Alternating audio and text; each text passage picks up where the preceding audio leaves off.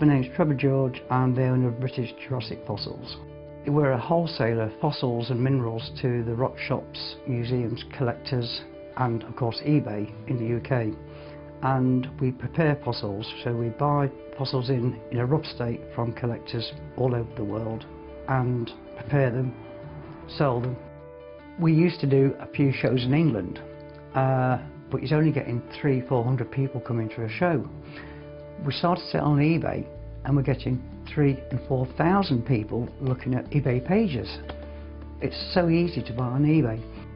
I only list items which you can post safely, are easy to post, and what the eBay people want to buy.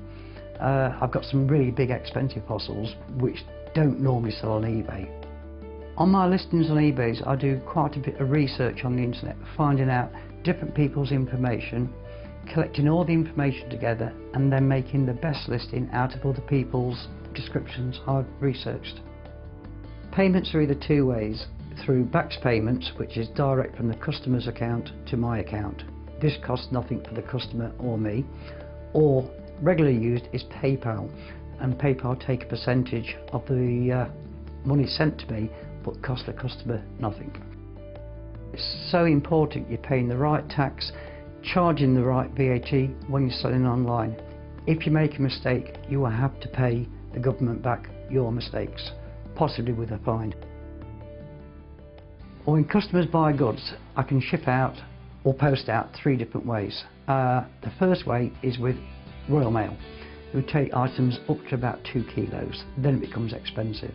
I put 16, 17 items into a mail sack, weigh the mail sack and pay an average price over the 16 or 17 items in the bag. The second way is items from 2 kilos up to 29 kilos, which go with a carrier.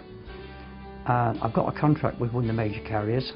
I do all the paperwork online, print off the dispatch notices, email the customer the tracking number. The carrier arrives at 2 o'clock to pick up the parcels. The third way is heavy items over 30 kilos. Again, I've got a contract with one of the major carriers. I send an email to the carriers, lorry turns up with a tailgate, pallet onto the lorry, goodbye. The best way to find a courier or carrier, or to ship anything, is to go onto the eBay helpline and ask the question. If I export overseas and I've got proof of export, I don't have to charge the customer VAT outside the scope of European VAT. It's very important to keep in direct contact with customers, especially when you're away from home for a few weeks. Luckily, I've had very few complaints, and I make sure that the descriptions are very, very good, true and honest, and the pictures are good quality so the customer can see exactly what they're buying before they press the button and pay. My 3 top tips for selling on eBay: to have something very special and unique which not many people or nobody else has got in the world for sale, to be 100% committed to eBay.